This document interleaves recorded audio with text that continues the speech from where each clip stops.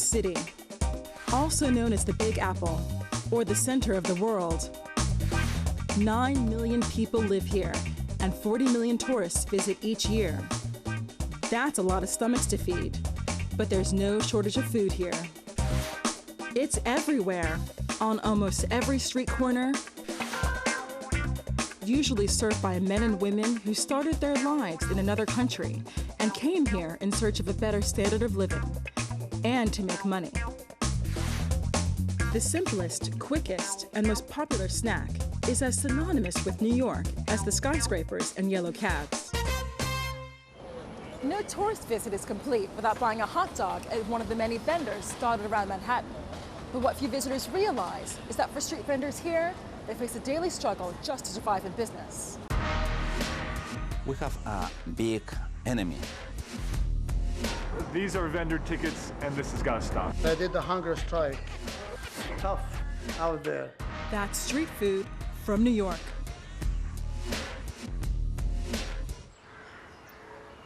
It's 9 in the morning in Midtown Manhattan, and there's lots of polishing and cleaning going on.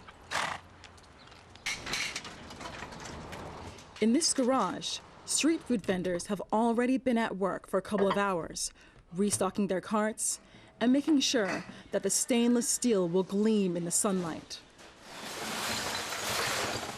I freeze the water. The facility is run by Mohammed El Sayed, who moved to the States from Egypt and has been in the vending business for 21 years. It's provided him with a good living, but Mohammed says it's a grueling job. We are in the street. We're taking all the cold, the rain, and the hot, the heat. So we take everything. It's a tough job. This is one of the most tough jobs in New York City. He runs 6 of his own carts and leases space to more than 20, operated by vendors from mainly the Middle East. Ali Baladi left Tehran for political reasons nearly half a century ago and has been selling hot dogs ever since. He's made enough money to enable his children to attend top universities here. I have a very, very, very beautiful family. My son, one is finished Columbia, one is finished Cornell, one pharmacy. Some of the carts are heading for bustling tourist areas, while others service the needs of the business community.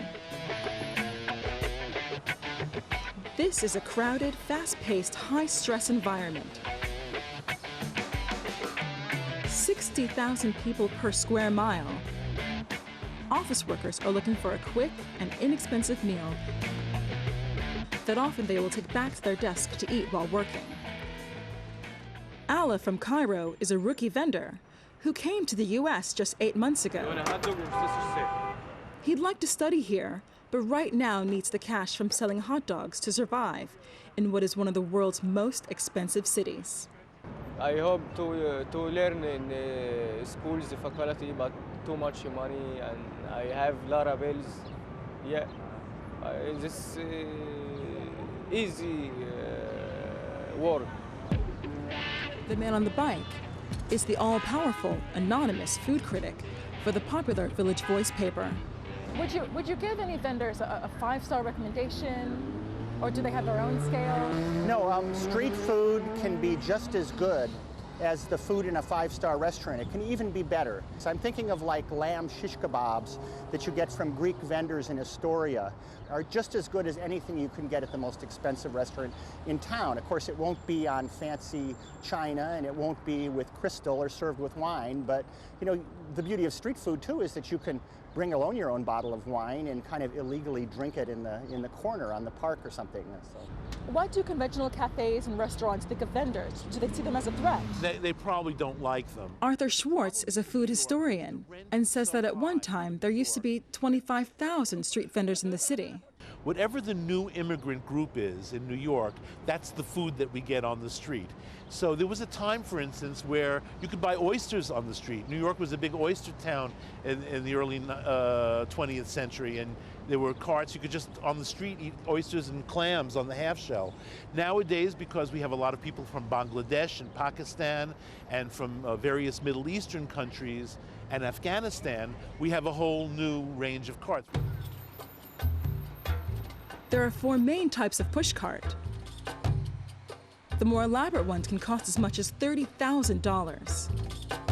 It's a cash-only business. And one recent survey suggested that most vendors don't earn a lot, between $7,000 and $14,000 a year. However, the fortunate few can make a lot more. One prime location here, outside the Museum for Modern Art, was recently awarded to a vendor who agreed to pay a staggering $300,000 for 3 years. New vendors usually try to find a location that is a reasonable distance from other street food sellers. There is an unwritten brotherhood between them, but not always. Ali Baladi has been involved in a turf war with a truck that arrived 3 months ago, operated by Jordanians. My problem, 20 years here, now this truck is coming, it's close to my business. I don't have a business, you know, it's sell everything. Police officers have refused to intervene in the dispute. And for now, Mr. Baladi is unsure of what else he can do.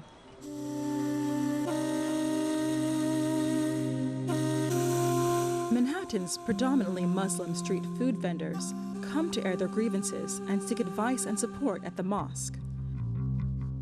This is the largest one in the city and attended by people from more than 70 countries. Most of those who are on the street selling food are Muslims, either from Middle East or South Asia. We find Bangladeshis, Pakistani, Egyptians, Palestinians. And so I was surprised to find many Muslims are really on the street selling food, and it's amazing for me. Muslims coming to this country basically for at least 2 reasons. They want better life, but you have to understand also that some Muslims also come into this country for political reasons. They want more freedom, they want democracy that they didn't find back home. The Mosque is a great place for vendors to come in order to discuss some of the problems and issues that they face.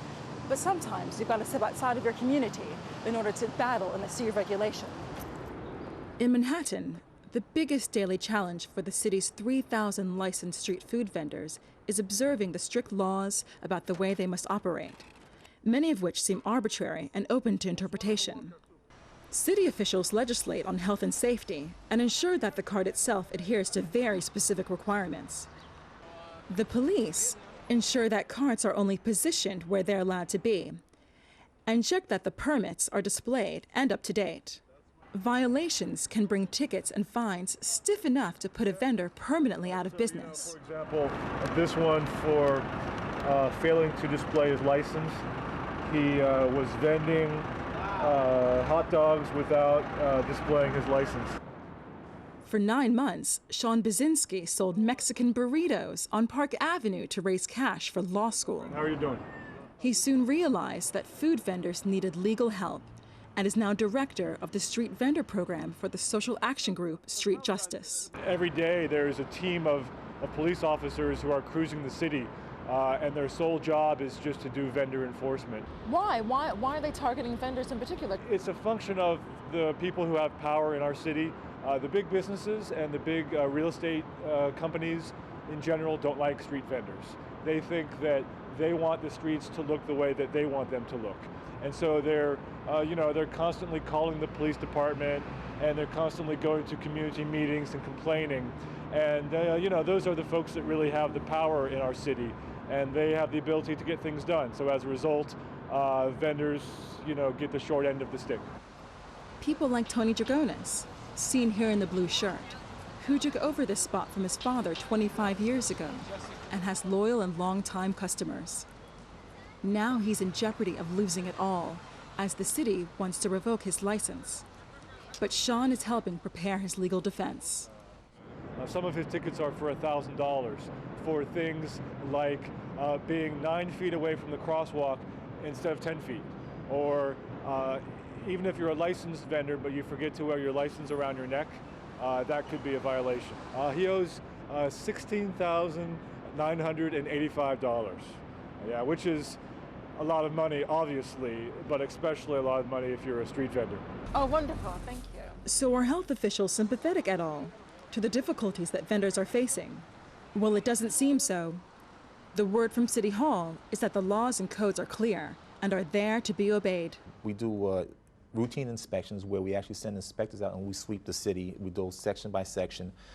We also coordinate sweeps, interagency task force sweeps. My message would be to, number one, pay attention to the law, and if you're having problems understanding the law, please give us a call. And Mr. Middleton insists that his inspectors are not issuing tickets to meet any quota system. It's very possible to operate without getting a ticket. Mohammed has had his fair share of run-ins with authority here too, and has attended court to support colleagues on numerous occasions. Do you know of anyone that's ever lost their business because they haven't been able to pay any of these fines? Yes, 2, 3 guys, but they give them revoked like for 2 years to pay, and after that they go to collection agent and they pay little by little, but they get the license back after 2 years. When a former mayor tried to ban Mohammed from his favorite spot, he fought back. In 1994, when Mayor Giuliani, who was a mayor in New York City, he restricted some of the street, and one of the streets is mine. Well, we challenged, we did a hunger strike. I did a hunger strike in the street for 3 days. And even I call him a lot of names, but well, we succeed after 2.5 years. It's the end of a long, hot day for some street vendors. But others will also be starting to head out to tempt the late-night crowds in the city that never sleeps. No one disputes that it's a tough daily life, often with little financial reward. It's not easy trying to keep in step with all those laws and regulations that govern everything, from the amount of smoke the cart produces to the temperature of your boiled frankfurters. This is really a tale of two cities, for what happens across the river in Brooklyn and Queens is very different from what happens here in Manhattan.